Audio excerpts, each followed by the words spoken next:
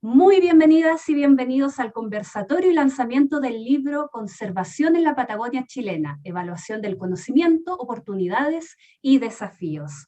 Hoy vamos a hablar de un esfuerzo inédito. Por largo tiempo la Patagonia ha sido escenario de diversos estudios, pero muchas veces ese conocimiento ha permanecido fragmentado. Por ello, hoy les presentamos este libro que ven en sus pantallas, que compiló, integró y analizó por primera vez la evidencia científica sobre la conservación de la biodiversidad terrestre, dulce acuícola y marina, así como la interfaz mar y tierra y las dimensiones humanas de las problemáticas presentes en la Patagonia chilena. Esta publicación de los editores Juan Carlos Castilla, Juan Armesto y María José Martínez es producto de un trabajo colaborativo de casi 3 años, coordinado entre el Programa Austral Patagonia de la Universidad Austral de Chile y el Instituto de Ecología y Biodiversidad, acompañados por el trabajo editorial de Ediciones Universidad Católica. Para que se hagan una idea, este libro cuenta con la participación de 67 autores, incluyendo por supuesto a reconocidos expertos de centros de investigación regionales y nacionales que aportaron en la iniciativa, la que a su vez fue apoyada financieramente por The Pew Charitable Trust, ayudando a que sea también un material más accesible. Además, durante esta semana de lanzamiento, el libro tendrá un descuento en www.edicionesuc.cl. Si tienen consultas, los equipos de Ladera Sur y del programa Austral Patagonia responderán a través del chat que ven al costado en YouTube.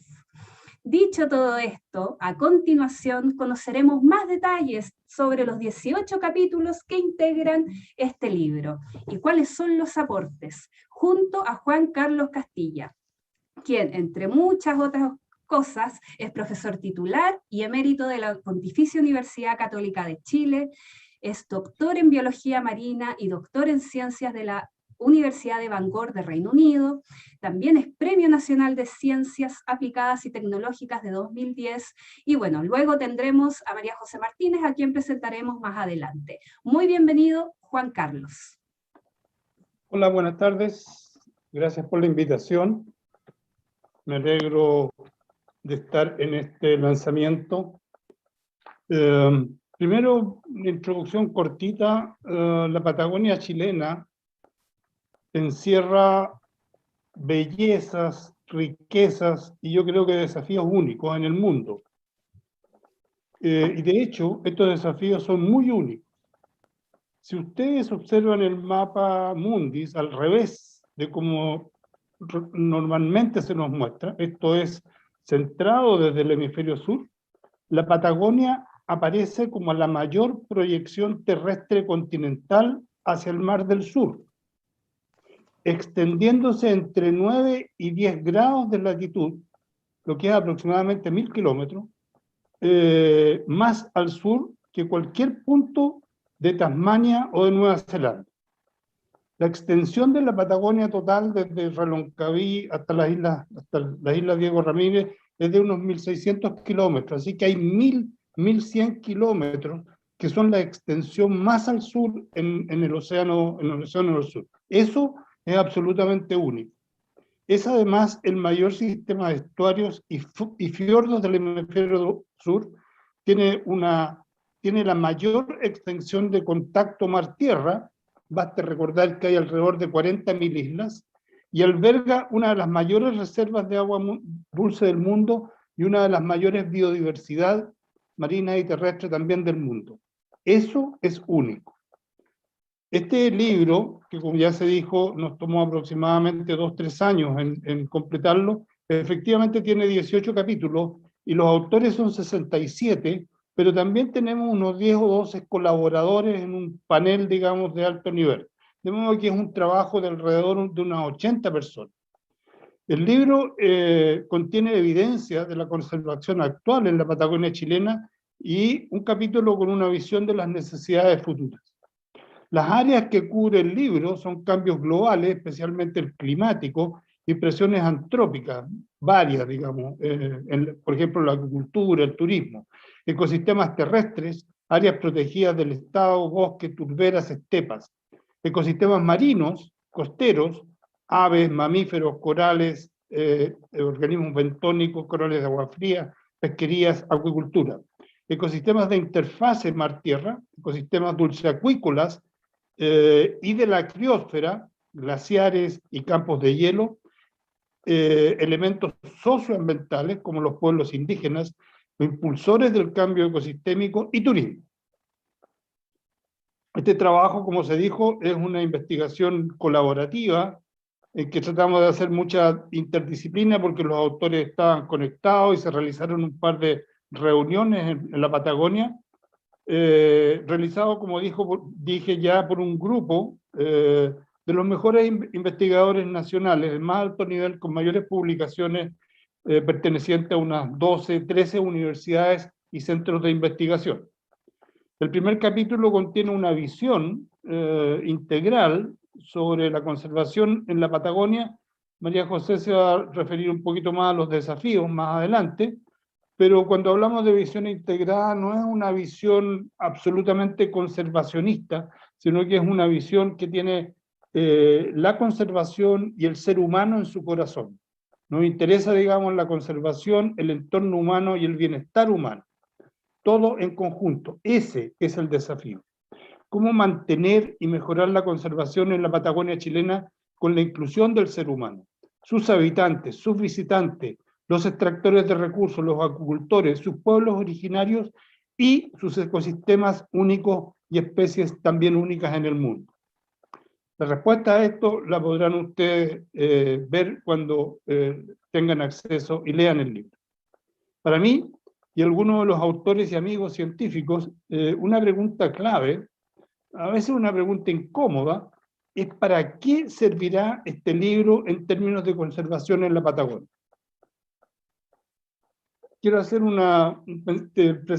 pensamiento, una idea, digamos. Hay muy pocos libros en el mundo, por lo menos de los que yo he leído, que por sí solos solucionan, caracterizan, son salvadores, son iluminadores respecto a un problema específico. Muy, muy poco, en mi experiencia personal. Como bien de ejemplo, el de Darwin, la evolución y el mecanismo de selección natural es uno de esos por sí mismo, no necesita más. Y hay varios otros, pero en realidad son muy pocos. Es posible que este libro ayude en una dirección de visión de la conservación de la Patagonia chilena, pero yo lo veo más como un pilar, un apoyo, una guía, una visión para la conservación en la Patagonia chilena. Y afortunadamente lo veo como un pilar fundamental para el trabajo ya iniciado y que se debe profundizar de principalmente el grupo guía de la Universidad Austral de Valdivia y de la Fundación Pew con su oficina en Santiago y por supuesto y obvio por todos nosotros.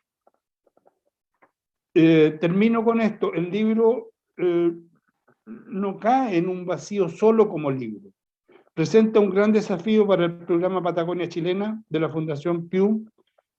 Todos nosotros, autores, editores del libro, colaboradores, estamos dispuestos a seguir colaborando en sacar este desafío adelante para la protección de la Patagonia y aumentar la gestión de las áreas protegidas y completar la red de áreas terrestres y marinas patagónicas, que es uno de los objetivos centrales, digamos, del programa de Pew en Chile. Muchas gracias. Muchas gracias, profesor Juan Carlos Castilla. Continuamos para hablar sobre desafíos, oportunidades y mucho más junto a María José Martínez Harms, quien es otra de las editoras de este libro. Ella es máster en Ciencias de la Universidad Autónoma de México, es doctora en Ciencias de la Conservación de la Biodiversidad de la Universidad de Queensland, de Australia, tiene un postdoctorado de la Universidad Católica de Chile, también recibió en 2019 el premio L'Oréal Chile UNESCO for Women in Science y se desempeña también como investigadora del programa Austral Patagonia. Muy bienvenida, María José.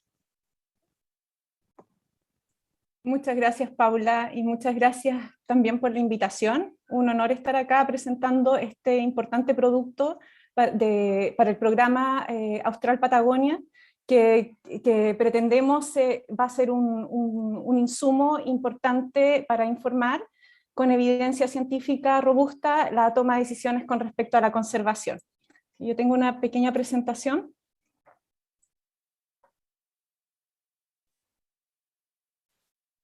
Sí. Acá voy a presentar en nombre también de Juan Ernesto, del profesor Juan Carlos Castilla, el libro. Como bien contaba el profesor, más de 70 expertos, tanto científicos como personas tomadores de decisión participaron en este libro, que en 18 capítulos sintetiza las principales necesidades y características más sobresalientes de la conservación de los ecosistemas de la Patagonia chilena. Si bien la investigación ha aumentado principalmente en las últimas 2 décadas, esta se encontraba dispersa y fragmentada, y esto es una limitante para que pueda ser utilizada en procesos de toma de decisión, como por ejemplo en la elaboración de los planes de manejo, o otros tipos de políticas que aseguren la conservación de estos importantes ecosistemas. Este libro es un esfuerzo en equipo, un esfuerzo colaborativo, donde participó un equipo interdisciplinario para sintetizar la evidencia y consolidar los esfuerzos históricos de conservación que están en la región, y también recomendar nuevas formas de conservación que pongan al ser humano, que pongan a las comunidades locales en el centro de la conservación. En este libro, nosotros aplicamos una aproximación sistemática para revisar la información científica, pero también incluimos toda esa información que nuestros colaboradores reunieron con respecto a la información no publicada en informes técnicos también. Es la menor proporción, pero también lo incorporamos. Y reconocemos que ha habido un aumento exponencial de la información, principalmente en los ecosistemas terrestres y marinos, y también vemos como una oportunidad el aumento del estudio de las dimensiones sociales de la relación hombre-naturaleza en la Patagonia. Y vemos también que hay ciertas brechas todavía, principalmente con respecto a los ecosistemas dulceacuícolas al estudio de la interfaz mar-tierra. Esto también aquí les pongo abajo que toda esta información que fue recopilada en forma paso a paso, sistemática, donde se registraron en un protocolo de búsqueda, todos los criterios utilizados, también se encuentra disponible en un repositorio de acceso abierto que dejo acá como referencia. Esta aproximación nos ayudó a ver cuáles eran también las amenazas, las principales amenazas que han sido abordadas, como el cambio climático, la contaminación en las especies invasoras. Y nos refleja también ciertas prioridades, como por ejemplo una prioridad importante de investigación, el conocimiento sobre el abatimiento y la mitigación de las amenazas para mejorar la resiliencia de la red de áreas protegidas y beneficiar también a las comunidades en la conservación, que vean en la conservación también una oportunidad para su desarrollo. Bueno, como bien ya dijo el profesor Juan Carlos, existen este lugar, esta gran región es un lugar único. Tenemos una gran extensión de interfaz terrestre marina, son más de 100.000 kilómetros de línea de costa, lo que genera un ambiente muy rico de biodiversidad, altos niveles de endemismo, y a su vez genera y provee múltiples beneficios, múltiples contribuciones de la naturaleza al bienestar humano, como la mitigación del cambio climático, como bien lo dice el capítulo de cuencas prístinas de Ana Astorga. Hay 6.6 millones de hectáreas de bosques prístinos, hay 4.5 millones de hectáreas de turberas y humedales, lo que hace y representa a la Patagonia como una solución basada en la naturaleza para los efectos del cambio climático. Es una reserva de agua dulce y además es un patrimonio de diversidad cultural donde conviven múltiples y diversas culturas, tanto indígenas como rurales, que le dan a la Patagonia un alto valor biocultural. Además, los parques y las reservas en el área terrestre cubren el 51% de terrestre, y las áreas marinas protegidas cubren el 6% del área de la costa, pero si consideramos también las áreas de la costa del SNASPE, sube a 41% la protección. Pero esto, claro, esto hay importantes brechas porque todavía falta mucho en términos de gestión y estas áreas, muchas no tienen planes de manejo, no tienen infraestructura, no tienen, hay una carencia en guardaparques, entonces falta todavía avanzar en implementar la conservación efectiva de los ecosistemas. También están las amenazas principalmente del cambio climático, con proyecciones que podrían aumentar hasta un grado y medio de la temperatura y también disminuir las precipitaciones. Y muy importante también es el avance de la selminicultura hacia el sur. Ya hay casi más de 420 concesiones otorgadas ya en el entorno costero de las áreas protegidas, lo que hace importante, es una alerta para mejorar la gestión de estas áreas. Como recomendaciones en este libro principalmente es mejorar y resguardar el sistema de áreas protegidas para prevenir la pérdida de biodiversidad y de servicios ecosistémicos ante este aumento de las amenazas. Y como les decía, una prioridad de investigación es el estudio del abatimiento y la mitigación de amenazas, especialmente de la salmonicultura. También la planificación y gestión integrada de los ecosistemas marinos, terrestres, dulceacuícola y también la sociedad. O sea, aquí estamos en un entorno muy distinto a otras áreas protegidas de Chile, donde la interfaz mar-tierra es el atributo más característico de la zona, lo que implica que tenemos que tener un enfoque holístico para avanzar y gestionar efectivamente la biodiversidad de las áreas protegidas. Y bueno, y también ya hay una amplia red de organizaciones y de centros de investigación trabajando en la Patagonia, para lo que se requiere una mayor cooperación y coordinación entre los actores interesados, las comunidades locales, los gobiernos nacionales y locales. Finalmente se necesita también una consolidación financiera del sistema de áreas protegidas, y estos esfuerzos deben estar dirigidos a dotar de recursos a la red de áreas protegidas de manera efectiva, ver cuáles son los temas más urgentes, por ejemplo, en temas de mitigación de amenazas, y enfocarse en esas temáticas. También, y es súper importante, es aprovechar toda la legislación vigente que ya existe y apoyar el liderazgo indígena de conservación de la Patagonia chilena y otras medidas o otras medidas efectivas de conservación basadas en áreas, como por ejemplo las áreas de conservación marinas de múltiples usos, y también la conservación biocultural a través de por ejemplo, los espacios costeros marinos de pueblos originarios, donde se asignan derechos y gestión sobre recursos marinos a las comunidades indígenas, y esto brinda una oportunidad, aunque no sea un área protegida propiamente tal, una oportunidad para la conservación y el manejo de recursos. También creemos que el fortalecimiento de políticas públicas y de gobernanza del sistema de áreas protegidas, como por ejemplo la aprobación del proyecto de ley de servicio de biodiversidad y el Sistema Nacional de Áreas Protegidas, representa también una oportunidad para la gestión de la biodiversidad, para que se pueda incluir toda esta experiencia histórica e incorporar el conocimiento local y tradicional en la conservación. Así que esa es mi presentación. Muchas gracias Paula. Muchas gracias, María José, muy interesante, y obviamente que vamos a ir adentrándonos a los detalles de todo lo que han mencionado tanto Juan Carlos Castilla como María José Martínez. Bueno, viajamos ahora a la ciudad de Valdivia para darle la bienvenida a César Guala, director del programa Austral Patagonia de la Universidad Austral de Chile, quien conversará a continuación con los autores y editores de este libro para conocer más detalles sobre su contenido. Adelante, César. Muchas gracias, Paula. Gracias también a todo el equipo que está organizando hoy día este lanzamiento.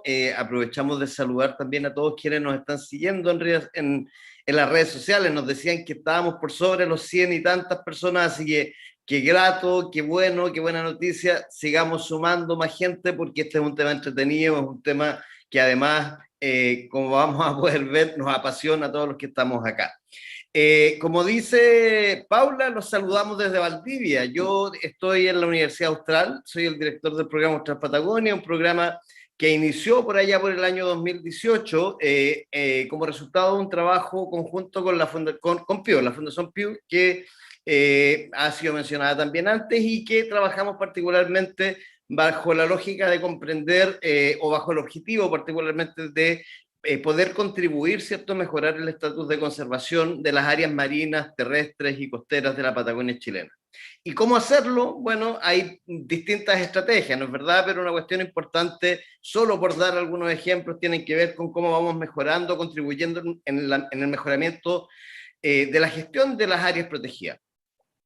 Cómo conectamos las áreas protegidas o cómo avanzamos como sociedad también en conectar de forma más clara a las áreas protegidas con estas comunidades que han vivido históricamente en estos territorios, con las comunidades portal, como también las hemos llamado desde nuestro programa. Cómo generamos información útil en el rol que nos convoca, ¿cierto?, la universidad, de cómo generamos información no solo para que haya investigación, sino que para que esa información sirva para la toma de decisiones. Por lo tanto, tenemos un montón de desafíos.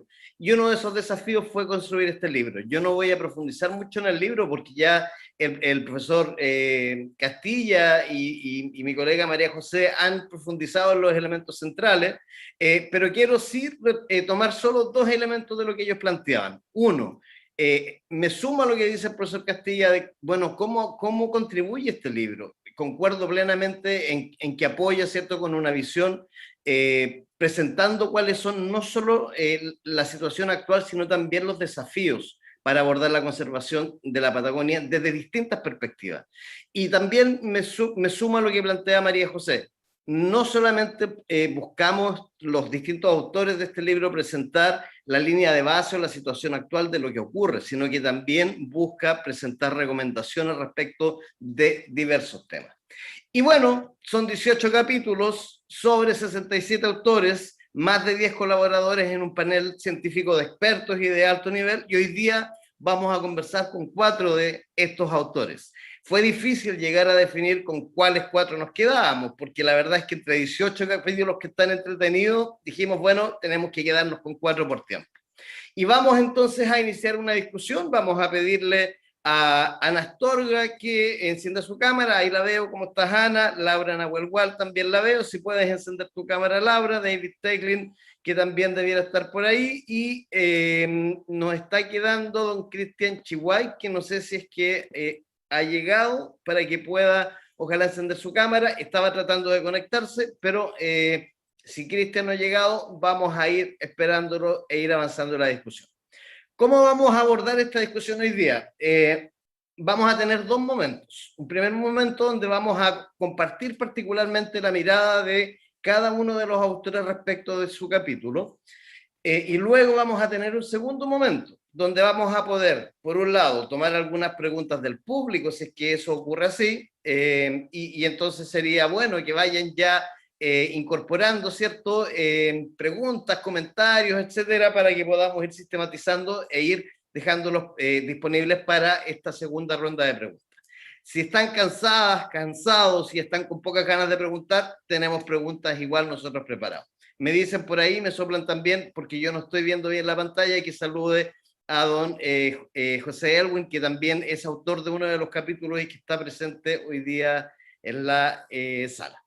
Bueno, cada conversación en torno al capítulo va a ser no más allá de 5 minutos. Tenemos tiempos limitados para no extendernos por mucho rato, así que cuando vayamos en el minuto 4:30, yo les voy a ir avisando que baje la inspiración y podamos seguir discutiendo los temas en la segunda ronda.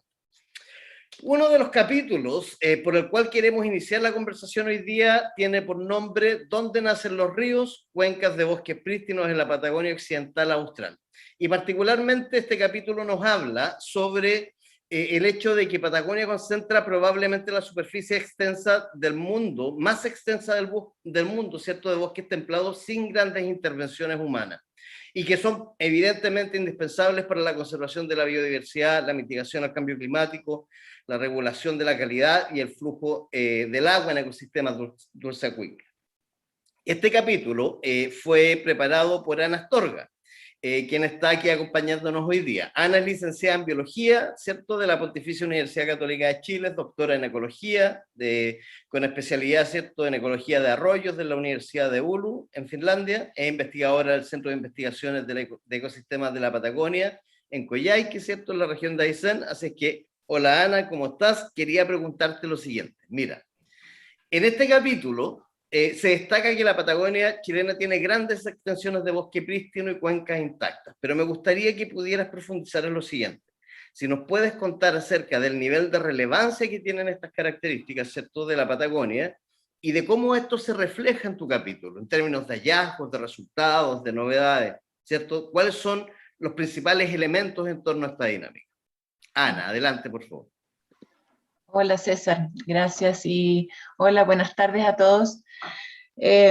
Bueno, efectivamente nuestro capítulo trata sobre un mapeo que realizamos el 2018 sobre dónde van quedando las cuencas de bosques intactos en Patagonia. Y nosotros encontramos que van quedando 66.000 kilómetros cuadrados de cuencas de bosques sin intervenciones evidentes, y esto significa un enorme valor para los ecosistemas, para la conservación de los ecosistemas templados a nivel mundial. Y a pesar de que la Patagonia tiene gran parte de su superficie bajo algunas categorías de conservación de parques privados y públicos, aproximadamente 50% de las cuencas que mapeamos de bosques intactos están fuera de estas áreas de conservación. Por lo tanto, existe gran oportunidad para la conservación y planificación de estos sectores. ¿Dónde se distribuyen estas cuencas? Bueno, como esperábamos, muchas de estas cuencas de bosque intacto están distribuidas en las zonas costeras, por ejemplo, incluyendo un bloque grande de bosques primarios que se extiende, por ejemplo, en el Valle de Exploradores, alrededor del Parque Laguna San Rafael, en el Valle del Río Murta, el Río San Juan, y en la costa, como en Bahía Elefante, hacia Puerto Aysén, por el norte. Pero también, sorpresivamente, encontramos que también muchas de estas cuencas de bosques intactos se localizan a elevaciones un poco más altas en la zona de bosques caducifolios en la cordillera. Y tal como menciona el capítulo de Pliskov et al., creo que es el número 3, y Laura Nahuelhual y Carmona, el capítulo, no me acuerdo, el 13, 17, no me acuerdo, estos ecosistemas en bosques de caducifolios están tremendamente amenazados y también muy poco representados por la actual red de áreas protegidas en la Patagonia. Bueno, y el libro menciona mucho este concepto de conexión entre mar y tierra. Y este concepto debe reconocer el valor de conservar donde nacen los ríos. Estos arroyos de cabecera, que le llaman, son la parte más sensible de la red fluvial, o sea, de la red del río, y también los que reciben más sensiblemente todos los impactos de cambio global, de cambio en uso de suelo, y también los que alimentan también a los ríos más grandes y por ende también la conexión entre los ecosistemas terrestres y marinos. Por lo tanto, este reconocimiento de la importancia de estos ecosistemas es fundamental para esta conexión entre la cordillera y el mar. Y este reconocimiento de la importancia también debería ir de la mano con un reconocimiento de que si queremos conservar los sistemas dulceacuícolas y cuencas en la Patagonia, tenemos que hacer un trabajo colaborativo y coordinado con Argentina, ya que muchas de las cuencas que mapeamos y muchas de las cuencas más grandes y prístinas de la Patagonia están en territorio argentino, las cabeceras están en territorio argentino. Por ejemplo, Río Puelo, Río Yelcho, Río Báquer, Río Pascua, Palena, todas las cabeceras de esos ríos están en territorio argentino. Por lo tanto, una coordinación binacional es bien importante. Y por último quería agregar como una visión desde Aysén, desde que soy residente de la región de Aysén y también investigadora del Centro de Investigaciones de Ecosistemas de la Patagonia, que es un centro regional, de la importancia de este momento, de este libro. O sea, este libro creo que llega en un momento clave donde la región está experimentando cambios importantes y cambios rápidos, y espero que todo el producto y todos los resultados y todos estos insumos puedan ser utilizados en planificación territorial, desarrollo de políticas públicas y la educación en la región. Eso por ahora. Muchas gracias. Perfecto. Ana, te pasaste en 3 segundos, así que muchísimas gracias además por tu precisión, por la claridad, ¿cierto? Y por la tranquilidad en transmitir este mensaje. Así que muchas gracias. Vamos a continuar entonces con el siguiente capítulo. Miren, no solo tenemos espacios, la verdad, que están hoy día resguardados y conservados, no solo como áreas protegidas, sino también por las tradiciones de los pueblos originarios, ¿no es verdad? No solo tenemos estos espacios, ¿cierto? Existen ciertamente amenazas y presiones, ¿cierto? Que generan particularmente las actividades humanas sobre los ecosistemas, y por lo tanto comprenderlos, examinarlos, mirarlos y entender qué es lo que ocurre ahí resulta fundamental en un ejercicio de planificación para la conservación. En la Patagonia, las actividades que más se han expandido en el tiempo son la minería, la acuicultura y el turismo, por un lado, y que junto con expandirse, también han tendido a concentrarse en determinados lugares, por lo cual se evidencian conflictos que son recientes. Las actividades que, por el contrario, han tendido a ser constantes o se han contraído, como la ganadería o las plantaciones exóticas, ¿cierto?, han demostrado y están empezando a dar cuenta de que eventualmente podrían incidir en la recuperación del bosque nativo, o al menos en la desaceleración de la degradación y consecuente pérdida, ¿cierto?, de biodiversidad. Esto que les describo está en el capítulo que se llama Impulsores de Cambio en los Ecosistemas de la Patagonia Chilena, Tendencias Actuales Proyectadas, que está a cargo de mi colega y amiga Laura Nahuelhual. Laura es ingeniera agrónomo de la Universidad Austral de Chile, magíster en Desarrollo Rural, también de la Universidad Austral, con un doctorado en Economía Agraria y Recursos Naturales de la Universidad de Colorado en Estados Unidos, economista ambiental, docente e investigadora del Instituto de Economía de la Facultad Austral de la Universidad Austral de Chile, justamente de la facultad también donde estoy en este minuto. Laura, ¿cómo estás? Sabemos que estás desde Argentina, además, en este minuto, sí, conectada con nosotros. Así Gracias es. Bueno, por acompañarnos. Saludos, César, colegas, y saludos también a la audiencia. Muchas gracias por la oportunidad de conversar de estos temas. Primero, señalar que este libro tiene mucho que ver con los impulsores de cambio, ¿no? Pero bueno, César, ¿quieres decirme algo antes? No, te ibas justamente para allá te quería llevar, Laura, porque habla sobre los impulsores de cambio directos e indirectos, y creo que lo que queremos saber, entonces, justamente en la dirección en que ibas. Si nos puedes comentar sobre alguno de ellos, sí. ¿Cuáles son los impactos en los distintos territorios patagónicos? Sí, bueno, como decía, ¿no? El libro es bastante acerca de impulsores o forzantes de cambio, como se los llama, pero diría que la diferencia con nuestro capítulo es una cuestión de escala, porque obviamente nuestro análisis no es a escala estudio de caso, sino que a escala más bien regional, comunal, y efectivamente analizamos forzantes o impulsores que llamamos directos.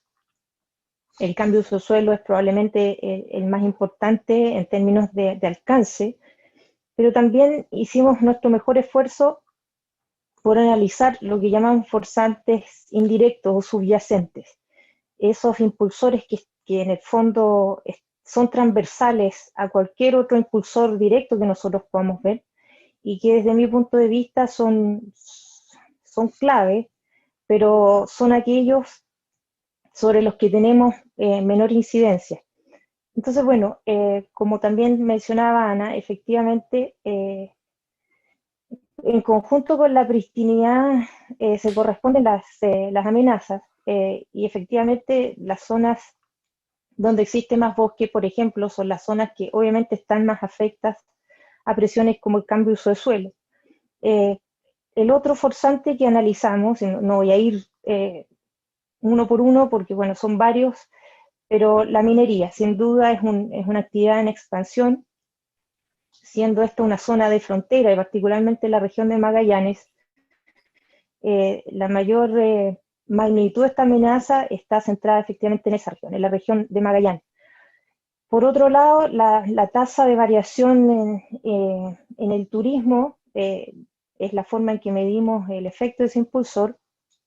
También sitúa a Magallanes como una zona bastante presionada. Y aquí surgen, ¿no?, esta suerte de debate entre, por un lado, nosotros queremos fomentar actividades como el turismo, y particularmente el turismo de naturaleza, pero todas las actividades económicas conllevan, incluso estas que las consideramos como más benignas, conllevan impactos de menor y mayor escala. Y por supuesto también analizamos la expansión de la pesca y la acuicultura. Ya se ha dicho acá, ¿no es cierto?, la importancia de la salmonicultura en esta zona. De mayor a menor número de concesiones se encuentra en la región de los lagos y la región de Magallanes, y obviamente la mayor polémica en este momento en torno a la expansión de esta actividad está situada otra vez en la región de Magallanes. El mensaje final de este capítulo es que obviamente las distintas zonas comunas o regiones de la Patagonia no están sujetas a la misma magnitud e intensidad de estos impulsores, y por lo tanto es difícil concebir estrategias de conservación equivalentes. Se parece mucho a las intervenciones en relación al desarrollo. El desarrollo no es una cuestión homogénea en los territorios. Esto tampoco es homogéneo en los territorios. Entonces, estrategias de conservación equivalentes en toda la Patagonia podrían no ser necesariamente efectivas, y tener en cuenta los efectos y los alcances de los impulsores es relevante a la hora de establecer especificidades. No digo que comuna por comuna vamos a tener una estrategia particular, pero sí, digamos, hay que considerar algunas particularidades.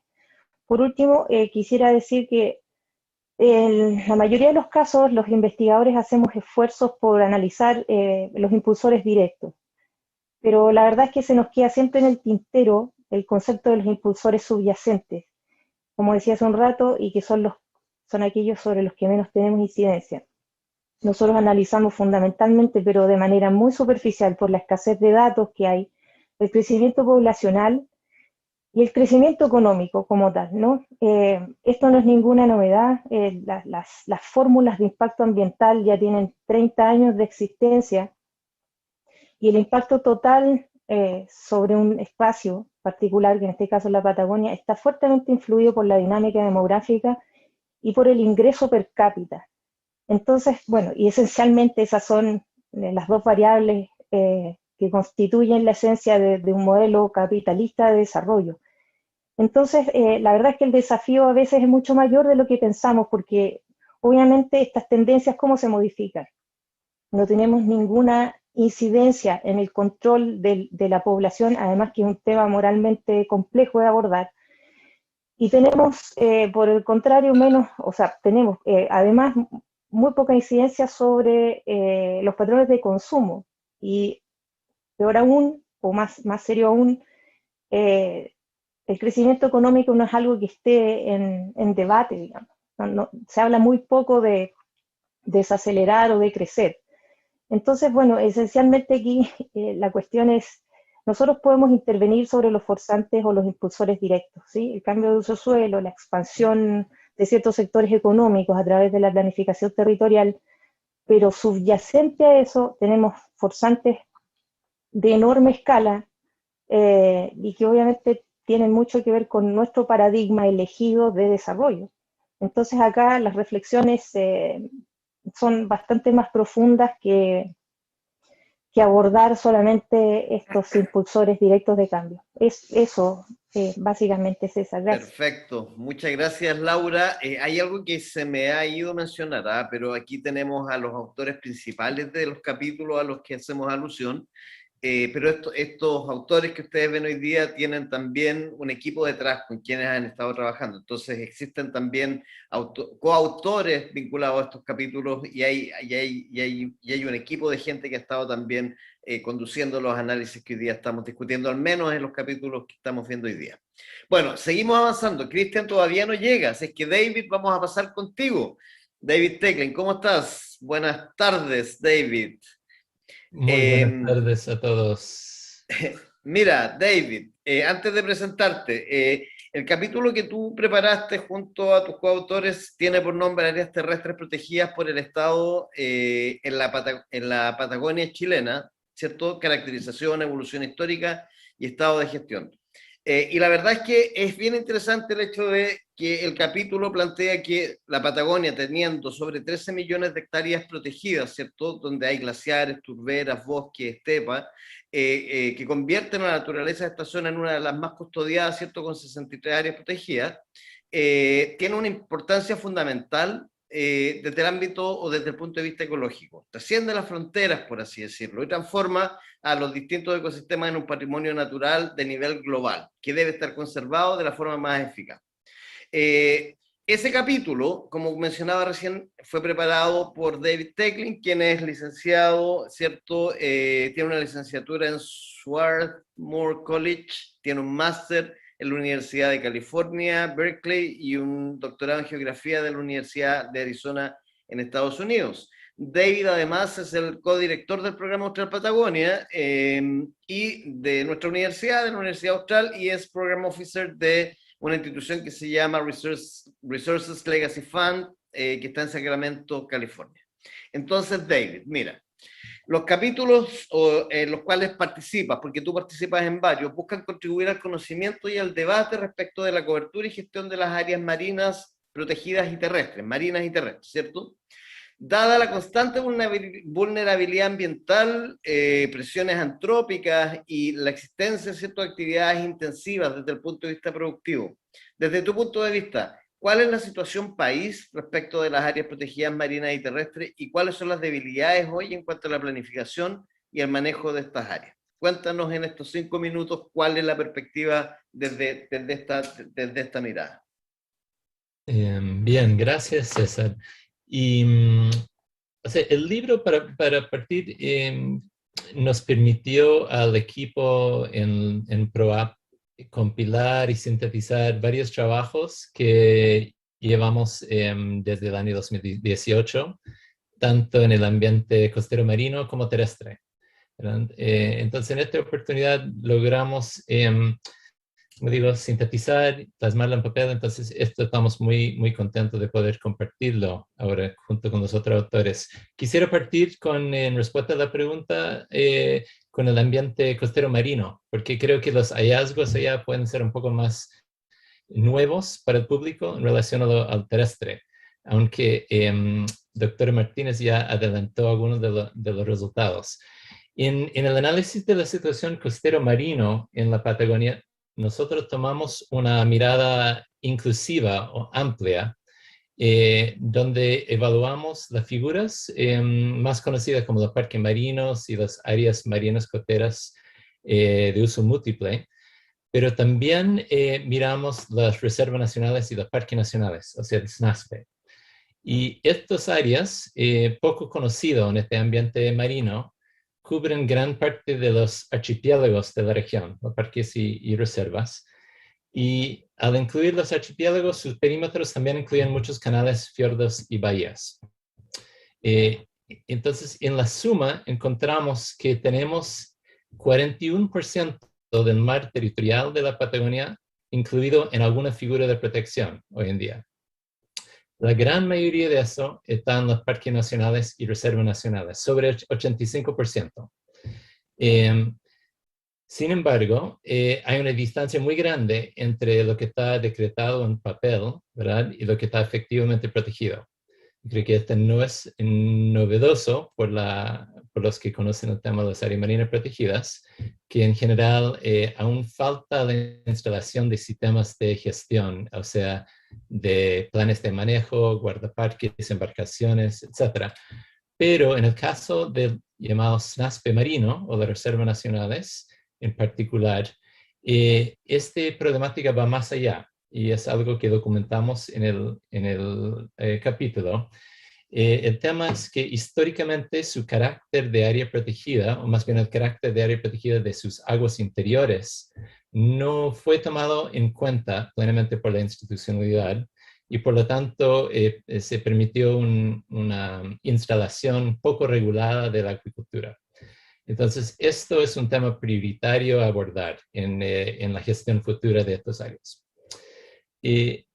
Segundo, documentamos otras figuras complementarias, particularmente los espacios costeros marinos de pueblos originarios, que también me imagino que vamos a escuchar más adelante los autores del capítulo sobre pueblos indígenas y conservación. Y entonces no voy a comentar esto más, pero vemos que a pesar de que el área decretado en estos espacios es muy reducido, el potencial de contribución es muy grande si se logra destrabar los procesos de aprobación que actualmente afectan las áreas. Ahora, cambiando el ambiente terrestre, reconocimos un ambiente bastante alentador en la región, mucho más alentador que en la mayoría de las regiones del continente, la verdad, porque tenemos una larga y exitosa historia de creación por parte del Estado y con el apoyo de particulares de áreas protegidas. Así que tenemos 51% de superficie actualmente bajo alguna figura de protección. Sin embargo, en nuestro capítulo y también en varios de los otros capítulos se destacan dos formas de brechas que afectan el sistema actual. Entonces quería rápidamente mencionar estas dos brechas. La primera tiene que ver con brechas en términos de la cobertura geográfica de las áreas protegidas, o sea, los ecosistemas que están adentro y los que han quedado afuera del sistema. La doctora Storga en su comentario mencionó uno de estos muy importante, que es el hecho de que 50% de las cuencas con bosques primarios poco intervenidos queda fuera actualmente de los NASPE. Otro que se destaca en el capítulo liderado por el Dr. Reed sobre los sistemas dulceacuícolas, destaca que estos son los sistemas más amenazados hoy en día en la región y básicamente están desprotegidos, o sea, no están efectivamente protegidos en las figuras existentes. Y por último, en términos de lo que queda fuera, el capítulo del Dr. Pliskov y su equipo documenta muy bien la situación de ecosistemas como la estepa patagónica, que a pesar de ser muy icónica para la región, ha quedado casi sin protección en el sistema. Entonces tenemos estos tres vacíos y para terminar, solo quería hacer mención a otra forma de brecha que tiene que ver con la gestión de las áreas. Y nuestro equipo clasificó todos los parques nacionales y reservas nacionales según su nivel de implementación actual. Y lo que se encuentra en ese análisis es que hay un gran número de áreas que todavía están a nivel inicial, o sea, están decretados legalmente, pero nunca han tenido gestión, con presencia de guardaparques, con presupuesto anual, etc.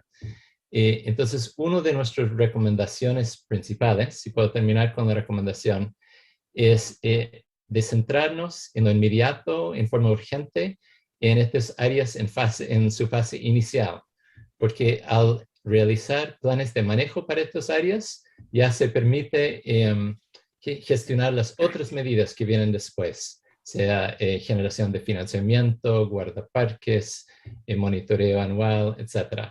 Entonces, tanto en el área marino, de las aguas interiores de los parques y reservas, como en unidades que no han tenido gestión, ponemos el énfasis en eso, en gatillar la gestión. Muchas gracias, David. Se notó que tenía preferencia porque le di un par de segundos más, pero bueno, vamos bien con el tiempo. Miren, les cuento lo siguiente, aquí estamos tratando de improvisar.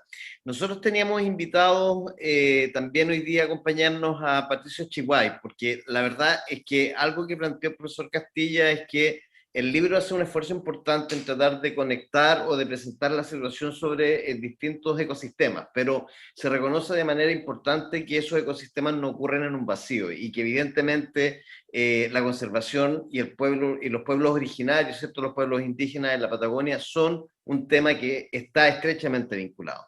Lamentablemente, Patricio, Cristian, Chihuahua no ha podido probablemente conectarse. Estamos con un temporal del terror en el sur de Chile y podría ser que eso está afectando su posibilidad de conexión. Pero ese capítulo, particularmente que tiene justamente por nombre Conservación y Pueblos Indígenas, lo que hace es dar cuenta justamente sobre este hecho de que los objetivos originales de las áreas protegidas eran preservar y proteger, ¿cierto?, la naturaleza de toda intervención humana, generando con ello muchas veces exclusión y desplazamiento de numerosas comunidades originarias que han vivido, ¿cierto?, y preservado estos ecosistemas durante siglos, y eso es sabido por todos, impactando evidentemente en sus formas de vida y en su cultura. Ese capítulo fue preparado también por don José Elwin, que está en la sala. Yo no sé, José, si estás por ahí, y estoy improvisando, porque puede ser que José me diga, no, mira, sabes que estoy escuchando simplemente, no puedo conectarme, pero José lo veo conectándose, así que José, ¿cómo estás? ¿Cómo te ha ido? Hola, buenas tardes a todos y a todas. Y sí, efectivamente,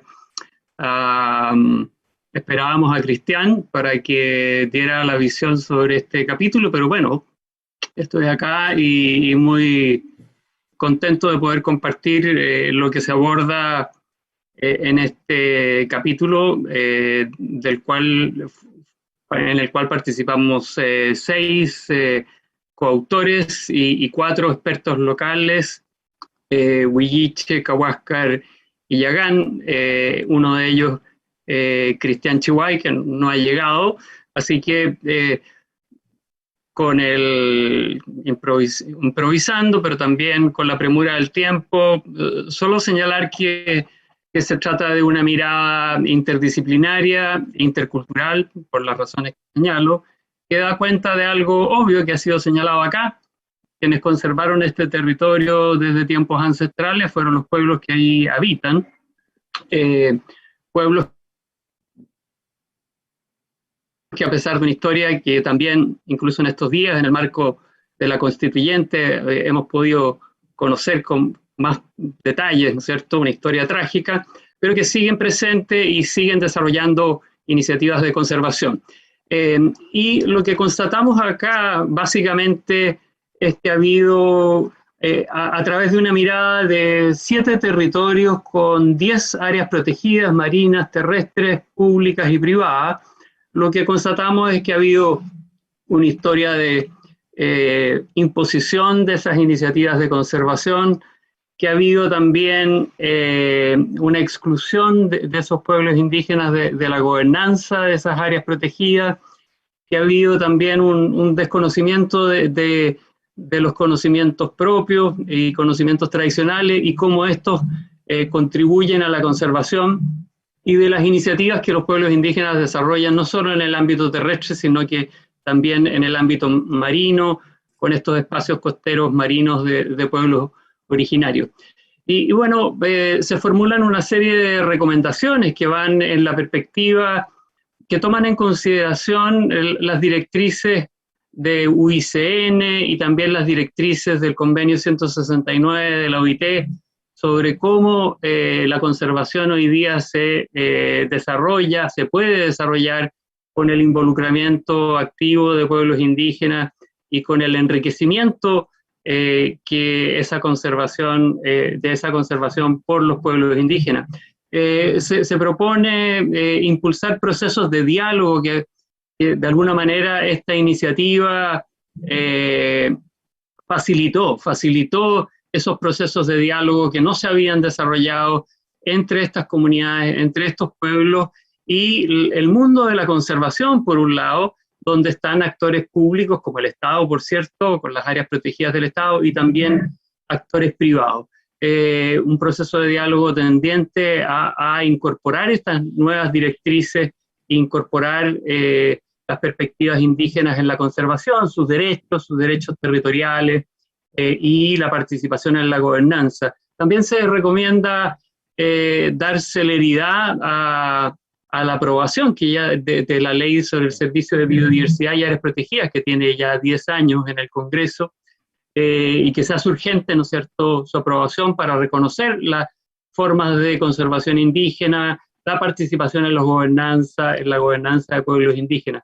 También, finalmente, reconocer, afortunadamente, en su última versión, este proyecto de ley reconoce los espacios costeros marinos de pueblos originarios como una forma de conservación también, como una figura de conservación, de modo que estas iniciativas indígenas que constatamos puedan realmente contribuir en los espacios marinos a el desarrollo de la conservación por pueblos indígenas en la Patagonia. Eso en una improvisada referencia a lo que hicimos este equipo al que antes hacía referencia y que me tocó liderar. José, evidentemente hubiese sido maravilloso escucharlo de alguno de la gente que estuvo vinculada también a preparar el artículo, pero también te agradezco por la disposición. Hiciste un barrido por todos los temas. Importante destacar esta noción de cómo las EMPOs han empezado también, y se refleja en el capítulo, a emerger como una estrategia no solo o sea, de conservación, pero también de una forma de evidenciar, ¿cierto?, los usos históricos, las tradiciones, los usos consuetudinarios de los pueblos originarios en las costas de la Patagonia. Así que, José, tocaste los puntos importantes, te agradezco un montón esta capacidad, y quédate con nosotros, porque la verdad es que podemos seguir discutiendo algunas cosillas por ahí. Miren, tenemos algunas preguntas, estamos ya empezando a acercarnos al tiempo, entonces vamos a ir, ojalá, con respuestas que pudiesen ser en no más de unos 2 minutos, una cosa así, para que podamos abordar 4 preguntas que me han ido pasando por acá por el teléfono. Miren, tengo una primera pregunta para Laura. Laura, Juan Mauricio, se llama la persona, no sé cuál es el apellido. Juan Mauricio indica: las presiones a los ecosistemas de la Patagonia, dice, ¿son los monocultivos, minería, la salmonicultura? ¿Existen otros? Pregunta Juan Mauricio. ¿Qué tan complejo es su impacto en la Patagonia? ¿Cómo lo visualizas tú? A ver, en realidad esto es una generalidad, pero cualquier actividad económica podría representar un forzante y fuera un impulsor de cambio. Fuera de eso, este libro analiza otros mucho más puntuales, como la contaminación, la presencia de especies invasoras, pero bueno, todos estos impulsores tienen relaciones unos con otros, ¿no? Y la verdad las cosas que, tratando de responder con precisión la pregunta, una de las cuestiones más complejas para nosotros es poder demostrar impactos de estos forzantes sobre el cambio ambiental. Por un lado, no tenemos series de tiempo buenas, ni de monitoreo ambiental, ni de la dinámica temporal de estos impulsores que tratamos de analizar. Por ejemplo, el cambio de suelo y la degradación de bosque puntualmente. La información que nosotros manejamos a la escala en que trabajamos son básicamente los catastros de bosque nativo. Y los catastros para algunas regiones se encuentran significativamente desactualizados. Es decir, no tenemos información al 2020, pero tampoco al 2015. Para algunas comunas, la información de catastro llega al 2013 y es corta, además, es decir, podemos observar ventanas de tiempo, ¿sí? Y lamentablemente esa es una restricción para poder responder contundentemente. Mira, la tasa de crecimiento económico afecta de tal manera la pérdida de bosque. O sea, esas correlaciones que uno quisiera siempre hacer son difíciles de hacer. Entonces este capítulo en alguna medida es descriptivo, se basa también en literatura para poder responder al efecto de esos forzantes. Ahora, si yo tuviera que decir dentro de los directos de los que nosotros analizamos, el cambio del suelo y concretamente la extracción de leña, que obviamente también tiene que ver con la política energética y tiene que ver con el crecimiento poblacional, es el forzante más importante sobre los bosques. Ni hablar de los océanos, la información es mucho menor para hacer análisis de escala mayor, y recién empezamos a analizar algunos efectos, por ejemplo, de la presencia de salmonicultura sobre los fondos oceánico, etcétera, eso ustedes lo saben mejor que yo.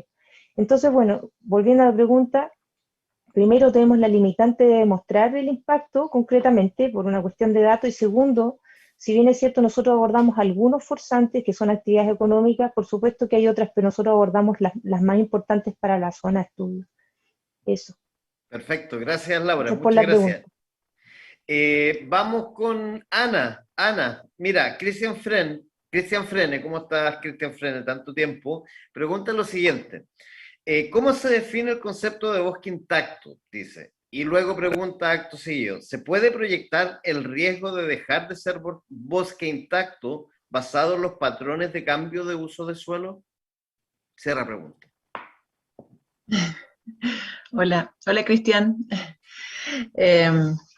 Bueno, sí, esa es una buena pregunta. El capítulo que incluye este libro no tiene mucho en metodología, pero sí explica este concepto básico que es qué es lo que consideramos intacto. Y en realidad parte de este box explicativo, esta caja explicativa en el capítulo, diciendo que en realidad en el mundo actual no existe nada totalmente intacto. Por lo tanto, lo que nosotros estamos hablando es un gradiente, desde algo con muy poca intervención hasta algo muy degradado. Entonces, y los ecosistemas que mapeamos en nuestro trabajo se acercan hacia el ecosistema con muy pocos impactos. Y específicamente nos referimos a impactos que se pudieron observar a través de imágenes satelitales, revisión de expertos en, por ejemplo, red de caminos en las partes de las cuencas, cosechas visibles en análisis de imágenes, porque siempre las cosechas también dejan como un patrón en el bosque, también ganadería intensiva y incendios más grandes que también cambian el grano del bosque en la imagen. Y además de eso, o sea, primero hicimos una revisión de imágenes satelitales de alta resolución y luego tuvimos 4 meses para validar en terreno, lo que fue un placer de ir conociendo estos lugares hermosos a lo largo de la Patagonia. Obviamente que la Patagonia, teniendo la extensión que tiene, no pudimos abarcar demasiados puntos, pero sí tratamos de movernos hacia los sectores que eran más fáciles o donde teníamos ciertos contactos. Y obviamente la segunda parte de la pregunta creo que es que cómo estos ecosistemas están cambiando, y sí, o sea, realmente nosotros incluso lo vemos en las cuencas de monitoreo que tenemos actualmente a largo plazo, que va un poco con lo que también decía Laura, que en Aysén por lo menos no existen lugares, no existen sitios de monitoreo a largo plazo, excepto una red que actualmente está formando el CIEP en ecosistemas dulceacuícolas, en lagos y en arroyos, en cuencas, y estamos encontrando que o sea, cuencas que hemos monitoreado a lo largo de 5 años ya están teniendo presión de más caminos intraprediales, sedimentos en los ríos, más ganadería. Entonces, sí, están totalmente de acuerdo que es algo que está cambiando en este momento. Muchas gracias, Ana. Lamentablemente por tiempo tenemos que tratar de ser rigurosos y ya estoy un poquitito pasado, pero quiero hacerle una pregunta a cada uno. Miren, para David Tecklin tengo la siguiente pregunta de Pamela Mayorga. ¿Cómo estás, Pamela? Qué bueno que nos estás viendo hoy día. Me imagino que en Chaiter la cosa debe estar peor que en Valdivia. Te pregunto, David, Pamela, ¿cómo afectarían las carreteras hídricas, cierto, artificiales, a los ecosistemas? ¿Cómo visualizas eso? Y la importancia, ¿cómo visualizas tú la importancia de preservar y conservar la infraestructura natural verde? Por ejemplo, los humedales, plantea Pamela, que trabaja ahí. Un saludo a la comunidad de Chaitén, ¿cierto? Que está trabajando en su EMPO Chaitén de sectores. David. Sí, gran pregunta y hola Pamela. Quizás, sí, antes de tratar de responder eso, quisiera aprovechar como Pamela ha sido líder en una iniciativa muy importante de conservación en la costa de Chaitén y Islas Desertores, ¿verdad? De consolidar un EMPO allá.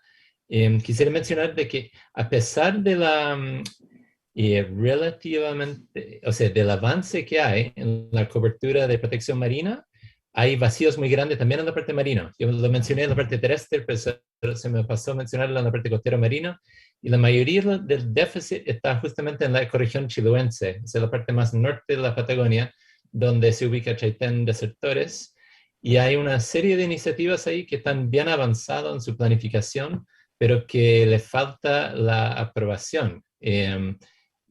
Bueno, veo que está llegando Cristian Chihuay, que justamente representa otra iniciativa ahí alrededor de la isla Wafo. Entonces quería aprovechar para mencionar que existen estas iniciativas que están muy avanzadas y se espera la voluntad política para concretarlos. Pero si entendí la pregunta, Pamela, o sea, en parte respecto de la carretera hídrica, y o sea, entiendo eso como una pregunta sobre el impacto sobre los sistemas dulceacuícolas y su conexión con el mar. Justamente es un tema que hay una red que está trabajando, estamos participando en definir los mejores mecanismos de protección de ríos hoy en día en la Patagonia, y es un tema muy desafiante, ¿verdad? Está muy atrasado en relación a la situación terrestre y hasta marino, en términos de la factibilidad de establecer protección efectiva de sistemas acuáticos. Pero yo creo que en los próximos años es el área donde hay que enfocarse, y estamos trabajando en eso. Respecto de humedales, quisiera reconocer que creo que en los últimos años, la verdad, se ha avanzado bastante en la protección de humedales costeros, pero que como algunos de los otros autores del libro, particularmente el Dr. Reed, ha demostrado, en la Patagonia nos falta todavía un buen mapeo de los humedales costeros, una buena definición técnica de ellos y un programa sistemático para su conservación. Entonces yo creo que también ese es como un debe que tenemos, que espero que veamos en los próximos años. Muchas gracias, David. Miren, estamos con los tiempos encima. Hay una pregunta para José Elwin, pero José, voy a dejar la pregunta de lado porque se acaba de sumar Cristian.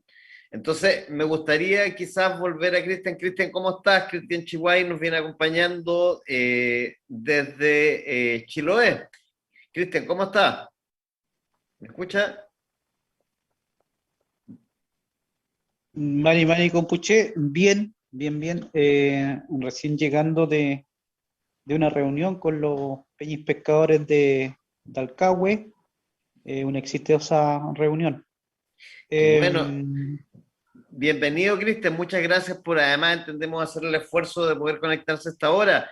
Cristian, mire, estamos nosotros un poco como avanzando hacia el término de esta parte, pero aprovechamos que se suma porque nos gustaría poder conversar un poquito con usted, y quiero presentarlo antes, por eso lo interrumpí. Quiero presentarle a la gente que nos está viendo a don Cristian Chihuay, ¿cierto? Él es lonco de la comunidad indígena Monfen de Yaldad, y además es educador tradicional de las escuelas de la comuna de Quillón, en Chiloé. Así que, Cristian, bienvenido, y de nuevo, gracias por acompañarnos.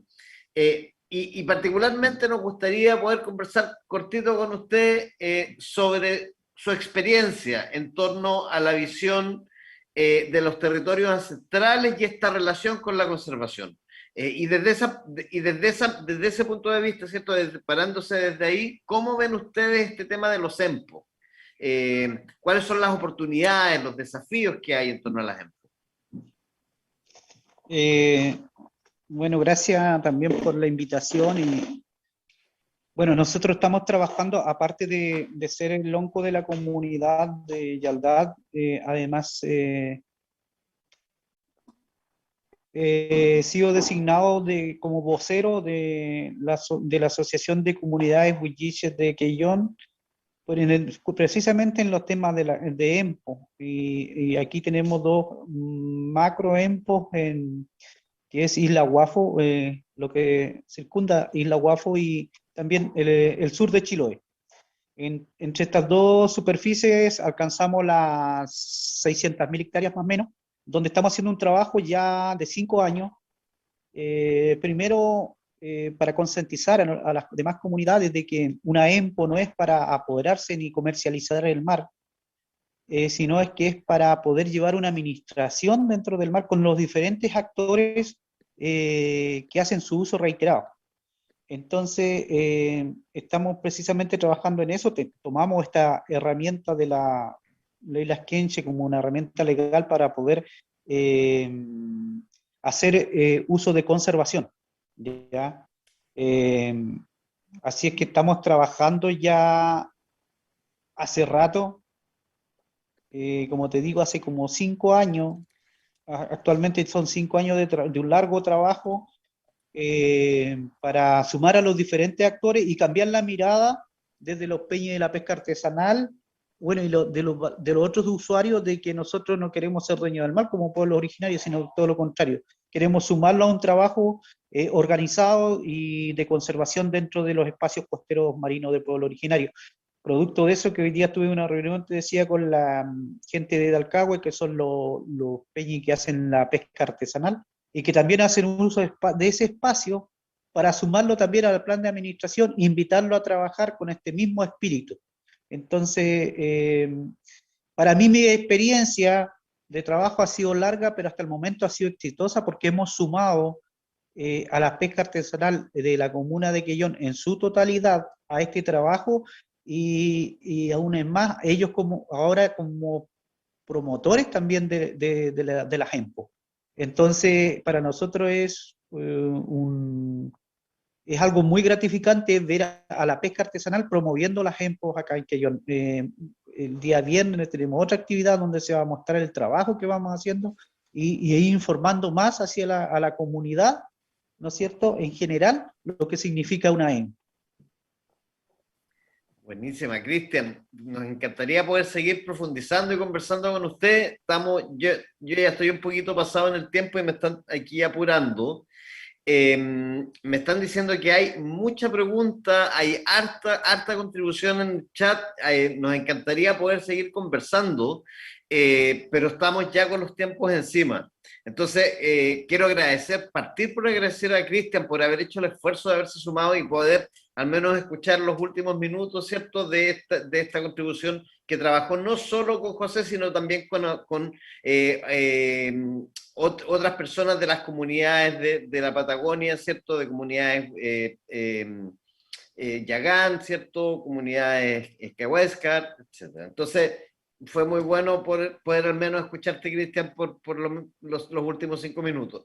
Quiero partir entonces agradeciendo a Cristian, agradeciendo a Ana, a Laura, a David por su participación hoy día, a José, que nos ayudó en la primera parte, y gracias, José, también por eso.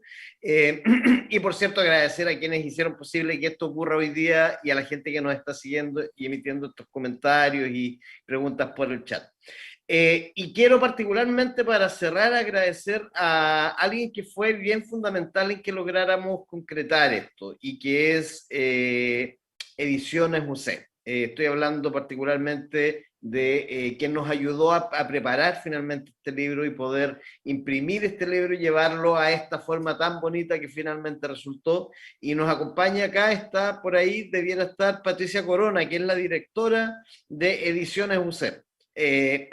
Patricia, quería darte un par de minutitos porque creo que lo que ocurre hoy es el resultado de un trabajo de varios, de la gente de la Austral, del IEB, de la Católica, Ediciones UC, etc. Entonces, Patricia, si en un par de minutitos nos cuentas cómo fue esto para ustedes. Muchas gracias, César. Buenas tardes. Bueno, les quería contar muy brevemente que fue en los inicios de la pandemia cuando supimos de este proyecto, que incluía instituciones e investigadores muy prestigiosos. Les consta a cada uno de ellos que no dudamos en ningún momento en involucrarnos en lo que resultaría un largo y desafiante trabajo, en el que aprendimos de perfeccionismo, resolución de problemas, vanguardia y un enfoque único sobre conservación de la Patagonia chilena, pero sobre todo de calidad humana y profesional. Porque este libro que tenemos hoy en la mano es un claro ejemplo de lo que estamos llamados a hacer como editorial universitaria o académica, que busca ser un actor relevante en el diálogo de la universidad con la cultura y una ventana a la sociedad. Es decir, libros de la más alta calidad que amplíen y difundan las fronteras del conocimiento. Porque una editorial universitaria, al menos como lo entendemos en Ediciones UC, debe en primer lugar ser un referente en materia académica. Y creo que este libro no solo cumple con creces ese parámetro, sino que además grafica la delicada tarea que significa escribir un libro desde que el autor se lo imagina hasta que lo distribuimos en cada una de las librerías. Es un cometido laborioso y dedicado que en el caso de los 67 autores y 3 editores sumó varios años con infinitas correcciones y ajustes en figuras y contenido que terminaron convirtiéndose en esta gran obra que impacta por la relevancia y vigencia entre sus páginas. Por algo ya ha despertado interés al ser destacado en un catálogo de medio ambiente latinoamericano e incluso la reconocida editorial alemana Springer está muy interesada en concretar su publicación en inglés y así ya conquistaría otros mercados el próximo año. No me quiero alargar con el saludo, solo pretendía manifestarles que un libro como este da valor a lo más profundo de nuestra labor editorial. Y en este camino no puedo dejar de agradecer a nuestros socios de la Universidad Austral, con quienes mantuvimos siempre una conversación fluida y fue realmente un agrado trabajar con ellos. Y para terminar, quiero agradecer muy sinceramente a los autores por haber confiado una vez más en Ediciones UC para publicar esta gran obra. Un orgullo haber sido parte de esta aventura. Muchas gracias. Muchas gracias, Patricia, te pasaste por la paciencia también. Yo voy cerrando entonces el módulo de la conversación, sin antes mencionarles que como programa vamos a hacer un esfuerzo en hacer llegar ejemplares de este libro a centros de investigación regionales, bibliotecas de la Patagonia chilena y colegios también de la Patagonia chilena, municipios, ¿cierto? Para que esta información, que aunque es científica y busca contribuir con recomendaciones, no solo contribuya a generar conocimiento, sino también, o información, sino también lo haga para hacer una contribución en el día a día y en la toma de decisiones. Así que les agradezco a todas y a todos por habernos permitido estar en este panel de conversación, y por cierto, ojo, vamos a tener actividades regionales, así que ahí va a ser la conversa también mucho más acotado a qué está pasando en Aysén, qué está pasando en Magallanes, qué está pasando en los lagos. Así que vamos a ir contándoles cómo avanzamos con eso en las próximas semanas. Muchas gracias, Paula, te devuelvo entonces la palabra. Gracias a todos y a todas. Muchas gracias a todas y a todos, estuvo interesantísimo todo lo que nos contaron. Ya saben que el libro contiene un montón de información de gran relevancia para la conservación efectiva de la Patagonia chilena. Ya estamos llegando al final de este conversatorio, pero no nos podemos ir sin los mensajes finales, y sobre todo de una persona que fue uno de los editores, que es un destacado ecólogo académico de la Universidad Católica, y que va a aparecer pronto en sus pantallas, Juan Armesto, uno de los editores del libro, como les había mencionado, doctor en Botánica y Fisiología de Plantas de la Universidad de Rutgers de Estados Unidos, y quien recientemente fue reconocido con el premio de ecólogo distinguido de la Ecological Society of America. Muy bienvenido, Juan. Juan Armesto, queremos saber qué destacarías de esta iniciativa sobre su aporte en la visión integrada e inclusiva sobre la Patagonia, para ir cerrando. Yo quiero ser súper breve, porque me imagino que ya todos están cansados, pero no quisiera dejarte mencionar algunos temas destacados que tengo en mi mente respecto al libro que ya todos conocen y que es un libro precioso. Así que los que no lo conocen, es importante que lo conozcan. Yo creo que Patagonia es, como alguien dijo ya, entre los que hablaron, un patrimonio especial de la humanidad que está aquí en Chile, pero que tiene un valor para el planeta. No nos olvidemos que el escenario geográfico contrasta grandemente con el impacto del cambio global que hemos visto en todo el mundo, en las noticias en estos últimos años y en estos últimos, especialmente en este último tiempo. Diversas publicaciones han destacado esta área como una área única en el mundo por la baja nivel de contaminantes atmosféricos y acuáticos a gran escala. No es que esté absolutamente prístino, pero es que esto tiene que considerarse en comparación con otros ambientes. El escenario de conservación de la diversidad en este territorio inmenso parece haberse mantenido intacto en muchos ámbitos, a diferencia del resto del mundo. La mirada de los paleobiólogos ha mostrado que desde hace 9.000 años los territorios de la Patagonia occidental, en particular esta Patagonia húmeda que está en el ámbito de Chile, no se han transformado hasta hace solamente unos 500 años. O sea, gran parte de su historia ha sido estable. Los grandes modificadores obviamente somos los seres humanos, pero además de los seres humanos hay un clima riguroso e inclemente que también transforma los ambientes. Hay un vulcanismo permanente que también está documentado como una fuerza que va cambiando el paisaje, y está la interacción entre la Tierra y el océano en el margen continental. Finalmente, esta condición sin parangón en el planeta nos revela que debemos establecer sistemas de monitoreo riguroso y sistemático de las diversas dimensiones ambientales. Como ya lo señaló muy bien Laura Nahuel, no tenemos forma de tener líneas de base para poder establecer el impacto de los seres humanos en forma fehaciente. La implementación de estas plataformas de monitoreo de largo plazo es esencial y es algo que nos interesa personalmente. Finalmente, quiero decir que se ha planteado, por ejemplo, en un artículo reciente que me ha tocado leer, al Parque Yellowstone como un referente de pristinidad a nivel mundial, que estimula comparaciones interregionales. Yo creo que ¿por qué la Patagonia no es un referente para la pristinidad a nivel mundial? Perfecto. Muchísimas gracias, Juan. Entonces seguimos y cerramos con Francisco Solís. Él es director de Patagonia Chilena en The Pew Charitable Trust, quien es abogado de formación y que tiene una vasta trayectoria en el sector público y también en el sector privado para fomentar y desarrollar estrategias para la conservación. Cuéntanos, Francisco, para ya ir finalizando, ¿cuál es la invitación que nos extiendes a todos los que hemos participado de este lanzamiento y lo que destacarías de esta iniciativa? Muchas gracias. Un saludo a todas las personas que nos escuchan y muy particular saludo y reconocimiento, agradecimiento a los autores. El mensaje, yo creo que el contenido, la información clave está en el libro y en lo que han comentado los panelistas. Yo me quería comentar algo que tiene que ver con el proceso y en torno a un concepto que para nosotros es súper importante, el concepto de colaboración.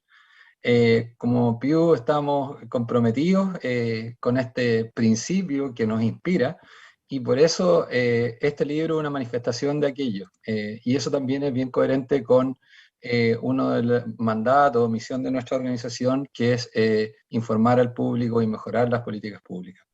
El profesor Castella mencionaba al principio, decía, bueno, tenía dudas, decía, no estoy seguro si muchos libros han cambiado la historia, decía, quizás Darwin.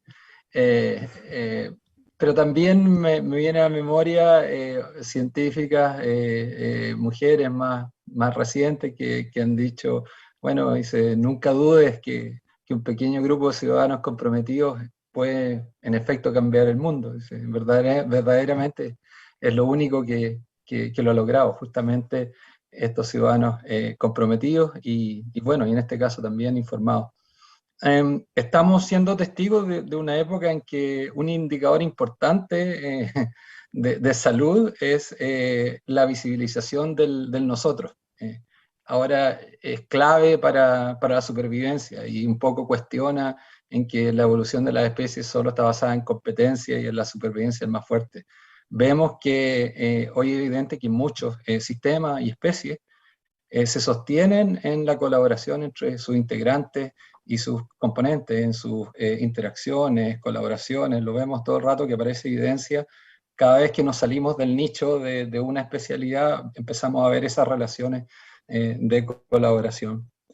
Y este libro es muy ejemplificador de aquello. O sea, yo quiero destacar, no es casual, en un mundo en que el ego, el éxito de la carrera individual es muy importante, yo quiero destacar cuán importante es tener 13 centros de estudio y universidades empujando este libro. quiero destacar que hay 67 personas, 80 personas que colaboraron en que este libro pueda ser posible. Y lo bonito que no se quede en la academia, no se quede en un paper, es un libro que está disponible. ¿Por qué? Porque queremos que este libro llegue a los líderes locales, que queremos que llegue a los Celestinos Ancamile, a la Pamela Mayoga, a los Patricio Merino, a Luisa Ludwig, a Marcelo Nori, a Lidia Escahuesca, a Yagane Huilliche, por solo mencionar algunos. Disculpen que se me quedaron muchos afuera, pero el rol de ellos y muchos que no alcanzo a nombrar es extremadamente relevante, particularmente ahora que las decisiones respecto del territorio están siendo tomadas desde el territorio. Particularmente lo vemos en el caso de comunidades locales, en la creación de EMPOs, por dar un ejemplo, de terrenos fiscales que están siendo solicitados por las comunidades para su manejo de conservación. Entonces este modelo en que, como decía José, venía muy de top-down, de que desde afuera se decidía tomar las decisiones de conservación del territorio, hoy día están siendo no solo tomadas, sino que promovidas desde lo local. Finalmente, en el ámbito más macro, al ver la Patagonia en su conjunto, los autores nos muestran el camino a seguir. Y hay muestras de este camino a seguir, de tomar la Patagonia en su conjunto. Y ese es el mayor desafío. Y hay un par de ejemplos, y con esto yo voy terminando, que son indicadores de esto, son bien concretos. Uno, vemos que tenemos 3 gobernadores que no obstante fueron elegidos en sus 3 regiones. Hay un denominador común en todos ellos. El denominador común es que todos ellos entienden y tienen como prioridad los temas ambientales, y además entienden de la importancia de la ciencia, ¿ya? Y tenemos esto, que es estos líderes locales, que por un lado son unos conectores entre lo local y lo global, son unos conectores entre el conocimiento local, tradicional, ancestral, y el conocimiento científico. Entonces estamos dando materiales. Y la última ejemplo de colaboración que quería dar es lo que se está dando con esta estrategia de comunidades portales, que desde afuera se ve como una asociación formal entre los 26 municipios de toda la Patagonia, de las 3 regiones de la Patagonia, trabajando en identificar estas colaboraciones entre la comunidad local y la institucionalidad, CONAF, pero más importantemente y en el fondo, encontrar esas relaciones beneficiosas entre las áreas protegidas y las comunidades portales, estas comunidades que se vinculan con esas áreas protegidas. Entonces, para cerrar, como decía, repito, lo de Margaret Mead, nunca dudes que un pequeño grupo de ciudadanos comprometidos, y en este caso informados con el libro y con sus conocimientos tradicionales, pueden en efecto cambiar el mundo, y es lo que queremos hacer, y para bien. Gracias. Muchas gracias, Francisco, y muchas gracias también a todas y todos quienes nos han acompañado durante este lanzamiento, y también quienes formaron parte de esta iniciativa inédita y que justamente, como destacaba Francisco, se basa en la colaboración. Les recordamos que el libro está con descuento durante esta semana a través de www.edicionesuc.cl, y que también estará disponible en versión digital. También los invitamos, y ya Francisco nos adelantaba algo, a participar del encuentro sobre áreas protegidas y comunidades portal organizado por el Programa Austral Patagonia y The Pew Charitable Trusts, que se realizará la segunda semana de octubre, y en esta oportunidad se desarrollará un diálogo con los autores del libro que presentamos hoy, y también con actores regionales, por supuesto. Así que atentos a la convocatoria, y si tienen cualquier consulta sobre el libro o sobre el encuentro de octubre, no duden en escribir a programaaustralpatagonia@uach.cl.